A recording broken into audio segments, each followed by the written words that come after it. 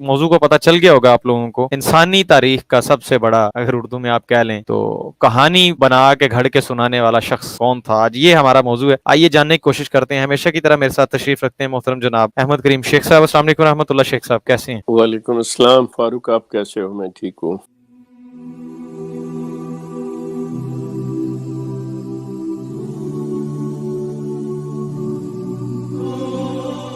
اصل میں بات یہ ہے کہ یہ مذہب کی تاریخ میں یہ ان سے بڑا کوئی بھی سٹوری ٹیلر نہیں ہے۔ انسانی تاریخ میں تو اور بھی بہت ہوں گے، لیکن مذہب کی دنیا میں اور موصوف ہیں جہانی غلام قادیانی صاحب۔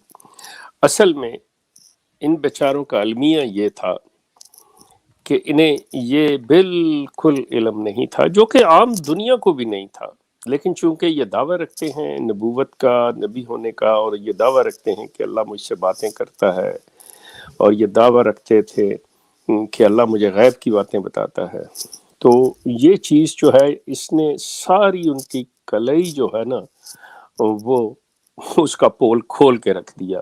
وہ یہ کہ موصوف نے جب یہ باتیں کیں، جیسا آپ اس کو کہہ رہے ہیں کہ یہ شخص سٹوری ٹیلر، ان کو اگر یہ اندازہ ہو جاتا کہ آج سے کچھ 100-150 سال بعد ایک ایسا وقت آئے گا جب کہ لوگوں کے لیے کسی چیز کو جاننا صرف ان کی ٹپس کے اوپر ہوگا، تو موصوف شاید محتاط ہو جاتے۔ تو بچے چھوٹے بیٹھے ہوئے آج اسی وقت دیکھ لیتے ہیں جی کہ یہ بندہ جو بات کر رہا ہے یہ صحیح کر رہا ہے یا غلط کر رہا ہے۔ اینکر بات کر رہا ہوتا ہے، کسی ملک کی خبر دے رہا ہوتا ہے، تو اسی وقت وہ آگے سے ٹین ایجرز، چھوٹے بچے بیٹھے، بڑے بیٹھے ہوئے، وہ اپنے فون کے اوپر گوگل کھولتے ہیں اور دیکھ لیتے ہیں کہ ہاں یہ ہوا ہے یا کیا ہے کیا نہیں ہے۔ جو کوئز چلتے ہیں اتنے، ان کو فوراً ان کے سوالوں کے جواب۔ لیکن موصوف کے زمانے میں کوئی بھی نہ فیکس مشین تھی، نہ فوٹو کاپیر تھا، نہ پرنٹنگ پریسز اتنی تھیں، نہ کتب خانے اتنے زیادہ تھے۔ تو یہ موصوف غلام قادیانی، جن کی پیدائش میرے گاؤں قادیان میں 1840 میں ہوئی، اور انہوں نے مطلب احمدیہ کلٹ کی بنیاد ڈالی، نبوت کے، مسیحیت کے، امام مہدی کے انہوں نے دعوے کیے، اور بڑے کھلے دل سے انہوں نے یہ چیزیں کی۔ اس وقت یہ سارے دعوے، آخر میں انہوں نے کہہ دیا کہ بات سنیں، اللہ تعالیٰ نے یہ فیصلہ کر رکھا تھا کہ آخر زمانے میں ایک بندہ آئے گا جو سب نبیوں کا ایک قسم کا ایسا ہوگا کہ اسی کے اندر، اسی شخص کی ذات کے اندر تمام انبیاء کا عکس دیکھ سکیں گے، اور وہ میں غلام احمد ہوں قادیانی۔ استغفر اللہ، توبہ۔ تو یہ بھی ایک کہانی ہو گئی۔ چلیں، مذہب احمدیت کے بانی جناب غلام قادیانی کی ایک عادت تھی ادبی بددیانتی، جو کہ ان کی عادت ثانی بن چکی تھی۔ جن لوگوں نے ان کی کتب کا مطالعہ کیا ہے وہ اچھی طرح سے جانتے ہیں کہ موصوف کسی بات کا حوالہ شاذ ہی لکھتے تھے۔ عموماً وہ یہ لکھ کر بات شروع کرتے تھے کہ حدیث صحیحہ میں آیا ہے، تاریخ کو دیکھو، کہتے ہیں، وغیرہ وغیرہ۔ شیخ صاحب، مزید آگے بڑھنے سے پہلے یہیں اسی پہ بات کر لیتے ہیں تھوڑی۔ جی یہ چیز ہم نے بھی مارکیٹ میں دیکھی ہے، میں نام نہیں مینشن کروں گا، لیکن اکثر جگہ پہ ہمیں یہ چیز سننے کو ملی ہے۔ وہ جی فرماتے ہیں، اچھا جی کون بالکل فرماتے صحیح۔ ہیں؟ پتہ نہیں، نہ کوئی پوچھتا ہے اور نہ بتانے والا بتاتا ہے۔ سیم یہ والا طریقہ کار، یہی کاروائی مرزا صاحب پہ ڈالتے رہے۔ جی فرمایا۔ میں احمدی حضرات کے سامنے پہلے ایک چیز رکھتا ہوں کہ جب آپ کہتے ہیں جی ہم مرزا صاحب کی کتابیں پڑھتے ہیں اور ہمیں اظہار رائے کی بڑی آزادی ہے، مطلب یہ چیز فاروق آپ کے علم میں ہوگا کہ یہ لوگ بڑا اس چیز پہ کرتے ہیں، ہم نے اس پہ پروگرام پہ کی ہے کہ واقعتاً آج آپ میری خاطر ایک کام کر دیجئے، میں آپ کا بڑا ممنون ہوں گا۔ وہ یہ کہ کسی بھی، یہ میں احمدی حضرات سے، خواتین و حضرات سے مخاطب ہوں، کہ آپ اپنی کسی محفل میں، گو کہ مسرور میاں بچوں سے کھیلتے ہیں، وہ مرزا طاہر میرے دوست، وہ تو خیر ذرا بڑوں کے ساتھ محفلیں لگا لیتے تھے، لیکن یہ بیچارے تو بچوں کے ساتھ ہی ہوتے ہیں۔ لیکن آپ کو کبھی اگر موقع مل جائے، ملاقات ان کے ساتھ ہو یا کوئی ایسا موقع آپ کا آ جائے سوال جواب کا، تو اس میں آپ ان سے دریافت کریں، کہیں جی کہ یہ مرزا صاحب نے لکھا ہے کہ تاریخ کو دیکھو، احادیث صحیحہ میں آیا ہے.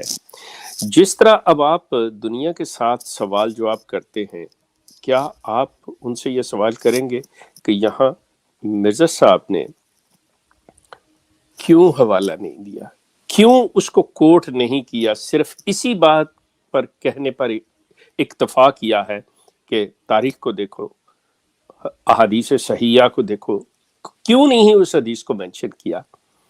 یہ سوال کہ اس کی بجائے کہ یہ آیا ہے، یہ دیکھو، یہ فرمایا ہے، اس کا اسپیسیفک ریفرنس کیوں نہیں دیا گیا؟ کیا آپ یہ جرات کر سکتے ہیں؟ میں یہ دیکھنا چاہوں گا کہ کیا آپ کو اظہار کی آزادی ہے. میں یہ دیکھنا چاہوں گا کہ آگے اس بندے کا علم کیا ہے. میں یہ دیکھنا چاہوں گا کہ اس میں سچ کیا ہے، جھوٹ کیا ہے. میں یہ دیکھنا چاہوں گا کہ آپ کا ذہن سوچتا ہے کہ ہم جو پڑھ رہے ہیں، سوچیں تو صحیح لکھنے والا کہنا کیا چاہ رہا ہے. اس کے اگر آپ آگے چلے جائیں، جو ریفرنس میں نے کوٹ کیا ہوا ہے کہ کہتے ہیں کہ حضرت موسیٰ کے پاس کل نبیوں کی تصویریں تھیں، کیسر روم کے پاس جب صحابہ گئے تھے تو انہوں نے رضوان اللہ حضرت علیہ صلی اللہ علیہ وسلم کی صلی اللہ تصویر ان کے پاس دیکھی تھی. میں نے آگے توبہ آپ کو اب اس کو رکھیے گا ذرا تھوڑی دیر کے لیے کہ رکھیں جی، اس آپ کو کو اسکرین پہ رکھیں. کہ ملفوظات جلد 3 صفحہ 232. اب پہلی چیز تو یہ لے لیں کہ یہ فوری طور پہ فاروق پتہ کیا ہوگا، ابھی مجھے یہ غلط کر دیں گے، یہ اب بھی کہیں گے جی یہ بندہ جھوٹ بول رہا ہے. کیسے؟ وہ ملفوظات کی جلد 3 لے آئیں گے، لا کے یہ صفحہ 232 آپ کے سامنے رکھیں گے، وہاں پہ یہ چیز ہی نہیں ہوگی. اب میں نے جو اس کا حوالہ دیا ہوا ہے، ان کے پرانی 10 جلدیں جو تھی ملفوظات کی، اس میں سے جلد نمبر 3 کا دیا ہوا ہے. اب جو نئی جلد ہے 3، وہ جا کے کہیں جلد نمبر 6 یا 7 کی بنتی ہوگی. مطلب سوری کہہ رہا ہوں کہ 7 نہیں، پہلی یا دوسری میں آ جاتی ہوگی. یہ میرے پاس جو جلد 3 ہے وہ موجودہ جلد 1 کے اخیر میں یا 2 کے درمیان میں آ جائے گی. اب وہ جو بندہ تیسری جلد نکالے گا جدید، جو ان کی اب 5 جلدیں ہیں کل 10 کی بجائے، جس کو انہوں نے سمیٹ کے یہ کر دیا ہے، تو وہ بچہ تو صحیح کہے گا نا کہ جی دیکھیں یہ تو شیخ صاحب نے غلط ریفرنس دیا ہوا ہے. جب وہ کہتے ہیں کہ حضرت موسیٰ کے پاس کل نبیوں کی تصویریں 3، بابا جی آپ کو کس نے بتایا کہ کل نبیوں کی تصویریں تھی مطلب حضرت موسیٰ کے پاس؟ یہ ریفرنس کہاں ہے؟ کس سے لیا ہے آپ نے؟ اور اس ریفرنس کا کہ یہ ریفرنس جو ہے یہ اتنا صحیح ہے، اس کا کیا ثبوت ہے؟ پہلی چیز تو وہ آپ نے دیا نہیں. دوسرا سوال اٹھے گا کہ یہ جو بات ہے کتنی صحیح ہے. پھر آگے کیسر روم کے پاس جب صحابہ گئے تھے تو انہوں نے حضرت صلی اللہ علیہ وسلم کی تصویر اس کے پاس دیکھی تھی. اب پہلے تصویریں آ گئی حضرت موسیٰ کے پاس تمام انبیاء کی. اب کیسر روم کے پاس دا سیزر، مطلب جو بھی اس کے بادشاہ جو تھے کیسر کہلاتے، ان کے پاس رسول کریم کی تصویر آلریڈی پہنچ چکی تھی. اس میں کوئی شک نہیں ہے کہ ایک امکان ہے، لیکن موصوف جس طرح بات کرے، یہ تو میں آپ کو ایک دینے لگا ہوں اپنا ویژن، لیکن جو موصوف فرما رہے ہیں وہ اپنی جگہ برقرار ہے، اس پہ یہ سوال برقرار ہے. اور اگر یہ کلٹ دے سکے تو بڑی خوشی ہوگی مجھے، لیکن کم از کم کوئی مطلب ایسا دیں جس کو عقل تسلیم کرے. آج کے دور میں کسی بڑے شہر میں چلے جائیے، چاہے لندن ہو، چاہے پیرس ہو، چاہے ہمارا ٹورنٹو ہو، آپ کو ان کے ڈاؤن ٹاؤن جو شہر کا مرکز ہے اس کے اندر ایسے لوگ ملیں گے جو بیٹھے ہوئے تصویریں بنا رہے ہوتے ہیں. آپ نے بھی اکثر دیکھا ہوگا اپنے جہاں پہ بھی آپ رہتے ہیں کہ کچھ لوگ نوجوان جو ہوتے ہیں وہ لڑکے لڑکیاں تصویریں بنا رہے ہیں، اور ان کا پروفیشن بھی ہے، وہ اس سے پیسے بھی کماتے ہیں. آپ اندازہ کریں کہ وہ تھوڑے سے ٹائم میں، بالکل تھوڑے سے ٹائم میں پینسل کے ساتھ آپ کی اتنی زبردست ہاتھ سے تصویر بنائیں گے کہ آپ حیران رہ جائیں گے کہ بالکل مطلب کیمرے کی آنکھ سے بھی بہتر تصویر. تو امکانات جو ہیں اس میں کوئی شک نہیں ہے کہ اس کے امکانات کے اس وقت کے لوگ بھی مطلب ایسے ہوں جنہوں نے باتیں سنی ہوں، جنہوں نے دیکھا ہو.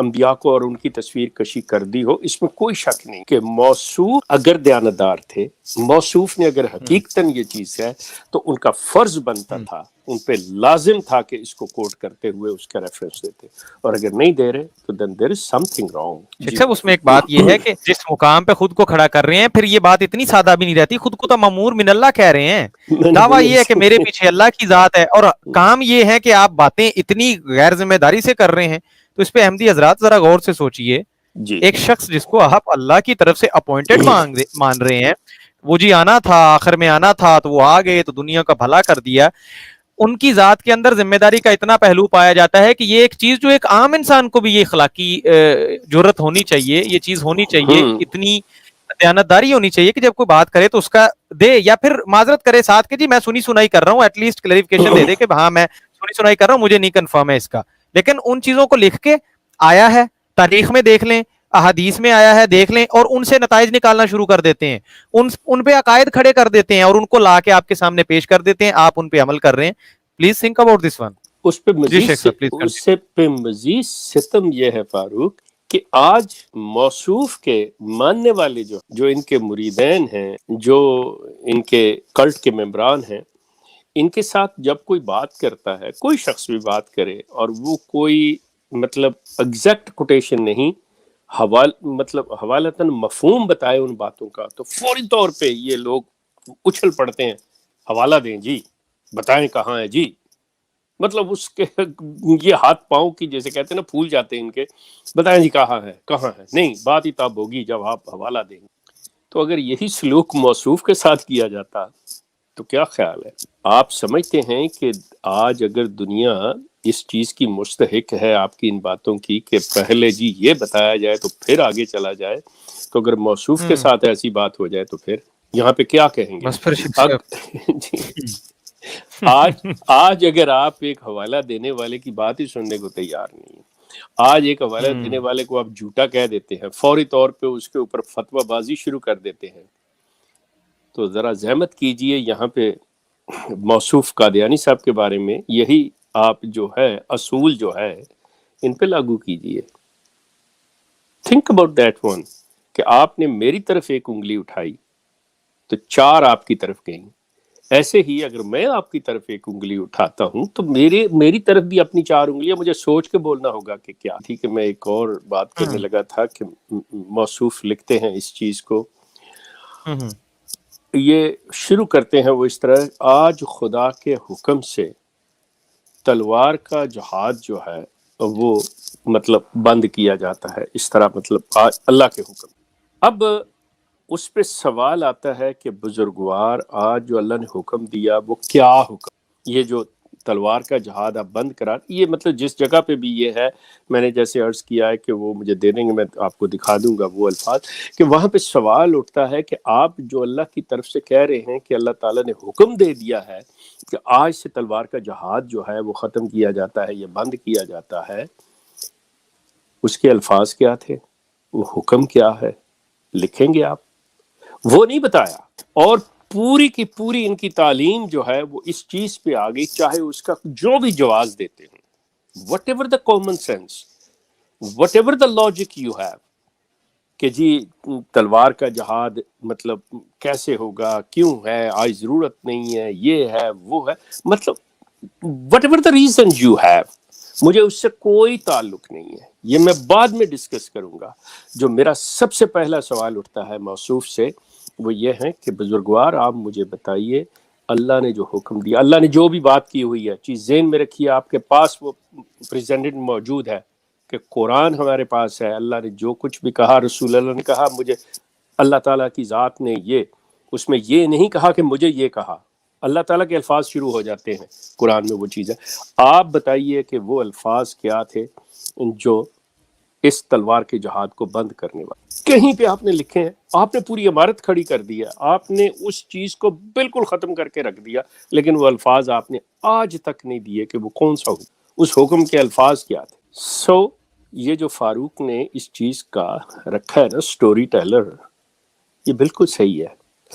اب فاروق آپ کو ایک چیز کی طرف اور اشارہ کر دوں، جی سر پلیز. یہ جو لوگ ہوتے ہیں ان الفاظ پہ اگر آپ غور کریں، جیسے میں کہتا ہوں نا کہ وہ لوگ جو موصوف غلام قادیانی کا کتابوں کا مطالعہ کر لے جو شخص، اس کو ایک لمحے کے لیے شبہ نہیں رہے گا کہ یہ شخص جو تھا یہ دہریہ تھا، یہ بالکل اللہ تعالیٰ کی ذات کا منکر تھا، یہ اللہ تعالیٰ کی ذات کو قطعی طور پہ نہیں مانتا تھا، کیونکہ ورنہ وہ جرت ہی نہیں کر سکتا کہ اس کی طرف باتیں منسوب کرے، اس سے یہ کرے وہ کرے. اور اچھا ان کے یہ جو بیچارے میں اس لیے ان کو کہتا ہوں کہ یہ سادہ لو اور برین واشڈ جو احمدی ہیں، جو کم علم احمدی ہیں، کہ جی اگر یہ جھوٹ بولتے تھے اللہ کے طرف منسوب کرتے تھے، اگر اللہ نے نہیں کہا اور انہوں نے کہہ دیا تو اللہ نے ان کی رگے جاں کو کیوں نہیں پکڑ رگے لیا، جہاں سے پکڑ ان کو لیا. مار کیوں نہیں دیا. اب ان جاہلوں سے I'm sorry میں کسی ٹاؤنٹنگ وے میں نہیں کہہ رہا، بلکہ چلے ان سادہ لوہ انسانوں سے بندہ یہ کہے کہ دیکھیں بات سنیں، مطالعہ کریں، پڑھیں آپ اس چیز کو. کہیں پہ بھی اللہ تعالیٰ نے نہیں کہا کہ میں جھوٹوں کو رگے جان سے پکڑ لیتا ہوں، کہیں پہ بھی یہ بات نہیں کی. اگر یہ بات کی ہوئی ہے یہ کسی اور رنگ میں کی ہوئی ہے جس کو آپ غلط ٹوسٹ کر کے اپنے حق میں استعمال کرتے ہو. آپ کو تو یہ بھی علم نہیں ہے کہ وہ بات ہی کچھ اور ہے، وہ فلسفہ ہی کچھ اور ہے. سو سلسلہ یہ ہے کہ آپ تھوڑی دیر کے لیے اگر آپ واقعتاً، جو کہ میرا آپ کے بارے میں حسن ظن یہ ہے احمدیوں کے بارے میں آپ سے عرض کروں، میں آپ لوگوں سے بڑی ہمدردی رکھتا ہوں.